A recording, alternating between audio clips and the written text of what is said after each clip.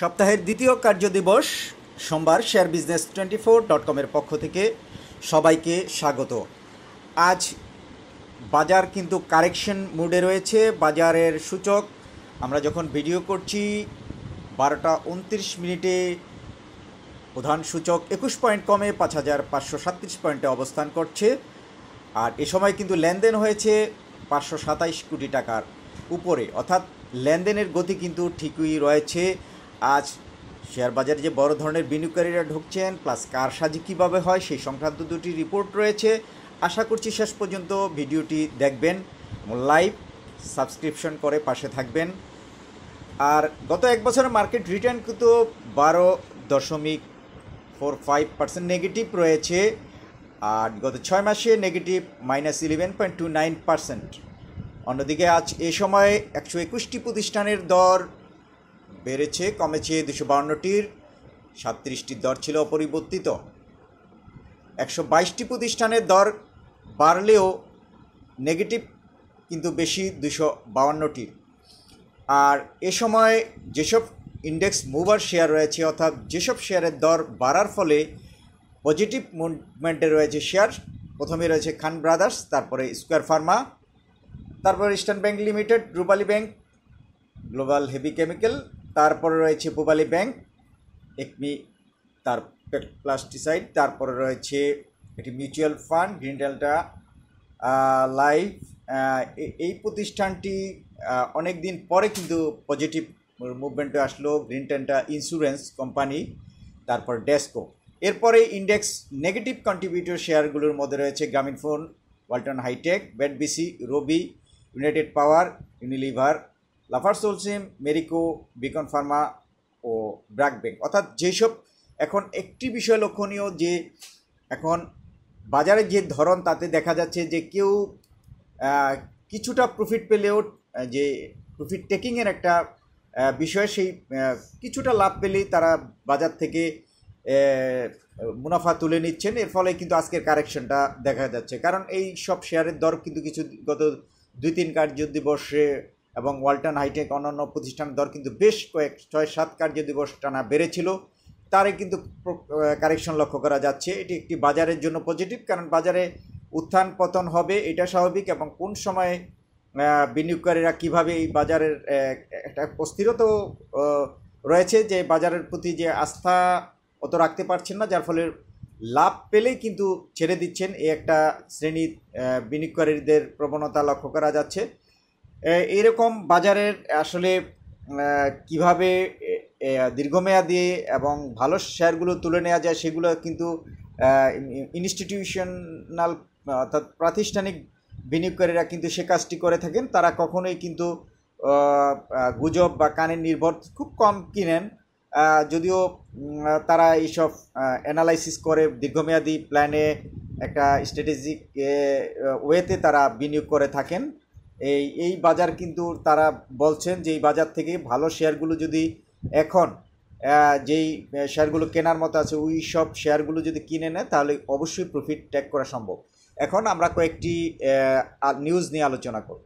প্রথমে আমরা যে নিউজটি দেখব যে শেয়ারের কৃত্রিম চাহিদায় যেভাবে কোটি কোটি টাকার কারসাজি হয়। আমরা শুনি যে বাজারে কারসাজি হয়। এই কারসাজির বিষয়গুলো যখন গণমাধ্যমে আসে তখন গণমাধ্যমের উপরও কিন্তু এই ধরনের কারসাজিকারক চক্র এবং কোম্পানিগুলো তাদের যে একটা মারমুখী অবস্থান তাদের লক্ষ্য করা যায়, অর্থাৎ এটা মারমুখী ওই অর্থে বললাম যে তারা বিরূপ প্রতিক্রিয়া দেখান এইসব ধরনের ক্ষেত্রে। এই একটি কোম্পানিকে কেন্দ্র করে কিন্তু বেশ কয়েকদিন যাবত আলোচনায় ছিল যে হিমাদ্রির, সেই হিমাদ্রি শেয়ার বিজনেস 24.com-এও কিন্তু এরকম একটি নিউজ ছাপানোর পরে তারা কিন্তু একটা প্রতিবাদ পাঠিয়েছে এবং প্রতিবাদে তারা তুলে ধরেছে, কিন্তু কোথায় তাদের সমস্যা সেটা কিন্তু কোম্পানির তরফ থেকে কিছু বলেনি। তাদের কাছে জানতে চাওয়া হয়েছিল যে তারা কোনটায় বিভ্রান্ত ছড়ান সেরকম তথ্য নিরীক্ষকের প্রতিবেদন সহকারে আমরা এর আগে একটি ভিডিও প্রকাশ করেছিলাম গত 3 তারিখে। সেই খবরের পরিপ্রেক্ষিতে কোম্পানি কিন্তু এরপর তাদের কাছে একটা ফিরতি মেল করা হলে তার কিন্তু জবাব দেননি, অর্থাৎ যারা চুরি করে এবং তাদের নিজেদের গা বাঁচানোর চেষ্টা করে তাদের কিন্তু প্রমাণ থাকে না, এটাই বোঝা গেল। পুঁজিবাজারের নিয়ন্ত্রক সংস্থা Bangladesh securities and exchange commission সম্প্রতি হিমাদ্রি শেয়ার কারসাজি দায়ে এক ব্যক্তি ও 3 প্রতিষ্ঠানকে জরিমানা করেছে, যাদের জরিমানা করা হয়েছে ঢাকা স্টক এক্সচেঞ্জের নিবন্ধিত ব্রোকারেজ হাউস ইনোভা সিকিউরিটিজের ব্যবস্থাপনা পরিচালক রফিকুল বারী ও তার মালিকানাধীন প্রতিষ্ঠান মেসার্স এয়ার ট্রেডার্স। এই সংক্রান্ত রিপোর্ট আমরা প্রকাশ করছিলাম। এখন দেখা যাক আমাদের মূল বিষয়টা, মেসেজটা বিনিয়োগকারীদের যে শেয়ার বাজারে কীভাবে কারসাজি করে তার একটি নমুনা আপনারা দেখেন যে শেয়ার কারসাজি ও নানা অনিয়মের কারণে কিন্তু বিভিন্ন প্রতিষ্ঠানের বিরুদ্ধে গত জুন মাসে বিএসইসি ব্যবস্থা নিয়েছে এবং তারা ধরা পড়ার কারণেই কিন্তু বিএসইসি এই ব্যবস্থা নিয়েছে। তাদের বিএসইসি যে মাসভিত্তিক প্রতিবেদন প্রকাশ করে তা থেকে কিন্তু জানা যায়, এই রিপোর্টটি আমরা প্রকাশ করেছি এর আগে। তবু আজকে আমরা কিভাবে কারসাজি করে তার একটু ক্লু ধরার জন্য আমরা আবার এই নিউজের মধ্যে আসছি। এই নিউজ থেকে গণমাধ্যম প্রকাশ যে বাংলাদেশ ব্যাংক গত বছর কিন্তু হিমাদ্রি শেয়ারের হিসাব লিমিটেডের হিসাব কিন্তু অবরুদ্ধ করে, পরে অবশ্য খুলে দেয়। এই সময় নিয়ন্ত্রক সংস্থাটির কিছু কর্মকর্তা কোম্পানিটির শেয়ার থেকে অস্বাভাবিক মুনাফা করেন। অর্থাৎ স্বল্প মূলধনী কোম্পানিগুলোর শেয়ার লেনদেনের জন্য গঠিত আলাদা প্ল্যাটফর্মকে বলা হয় এসএমই বোর্ড। আর শেয়ার বাজার নামে বেনামে নিজেদের মধ্যে লেনদেনের মাধ্যমে শেয়ারের দাম প্রভাবিত করার ঘটনাকে সিরিজ লেনদেন বলা হয়। দেখেন সিরিজ লেনদেন কাকে বলে, যারা জানেন না তাদের জন্য, আর যারা জানেন তাদের জন্য নয়। যারা নতুন বিনিয়োগকারী সহকারে জানতে চান আসলে শেয়ার বাজারে কীভাবে কারসাজি হয় তার উদ্দেশ্যেই কিন্তু আজকে আমাদের এই কথা বলা। শেয়ার বাজারে এই যে নামে বেনামে যে নিজেদের মধ্যে লেনদেন করে, অর্থাৎ 4-5 জনের একটা গ্রুপ থাকে, তারা একজনের বিও অ্যাকাউন্ট থেকে আরেকজনের বিও অ্যাকাউন্টে শেয়ার লেনদেন করেন, এভাবে কিন্তু একটা লেনদেন করে। এইটা কিন্তু সিকিউরিটিজ আইনের অনুযায়ী কিন্তু এই লেনদেনটা অপরাধ। আর কারসাজিকারকেরা শেয়ারের দাম বাড়াতেই মূলত এই লেনদেন এভাবে লেনদেন করে থাকেন।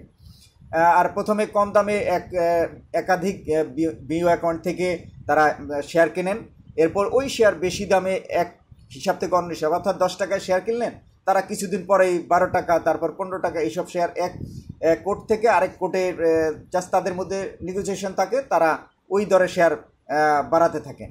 এর এক পর্যায়ে কিন্তু সাধারণ বিনিয়োগকারী যারা বলছেন যে এই শেয়ারটির দর বাড়তেছে, আবার কিছু গুজব কাছে যে এখানে গেমলাররা ঢুকছে, এই শেয়ারটির দর বাড়বে, এই সুযোগে কিন্তু কিছু বিনিয়োগকারী ঢোকে এবং তাদেরকে একটা টার্গেট দেওয়া হয়। দেখা গেলো একটা শেয়ারের দাম 20 টাকা আছে, তাদেরকে বলা হয় এই শেয়ারটা 100 টাকায় যাবে, 90 টাকায় যাবে। এভাবে কিন্তু তারা একটা স্টেজ দেখা গেলো 50 টাকা দেওয়ার পরে ওই বিনিয়োগকারীদের থেকে 40-50 টাকা হাতিয়ে তারা বেরিয়ে গেল। আর যারা আশায় থাকছে 90 টাকা 80 টাকা, ওই ধরনের ওই 90 টাকায় যায়ও না, ওই বিনিয়োগকারীরা তারা প্রতি শেয়ারে দেখা গেলো যে এরকম ধরনের 30 টাকা 40 টাকায় শেয়ারটি লুজার হইতে থাকে। এরকমভাবে কিন্তু তারা বিনিয়োগকারীদের, সাধারণ বিনিয়োগকারীদের ফাঁদে ফেলে এই সিরিজ লেনদেন করে।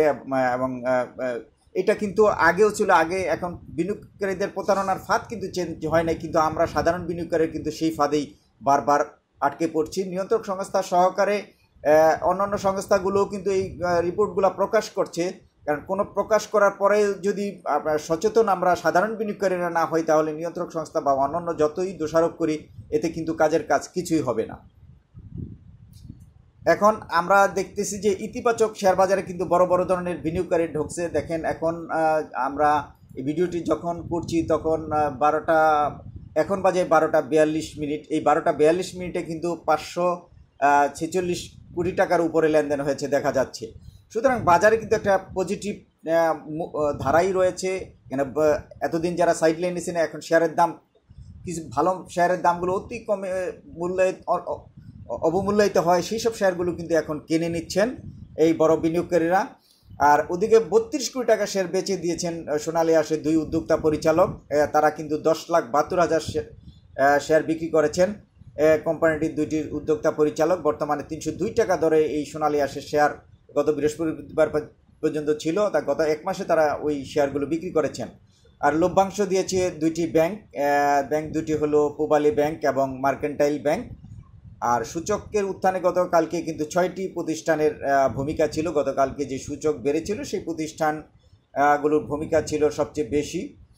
অর্থাৎ বাজার আমরা নিয়ে আশাবাদী হতে পারি, কারণ বাজারে লেনদেনের গতি বেড়েছে। এটার ফলে কিন্তু বাজারে একটা পজিটিভ ধারা তৈরি হয়েছে।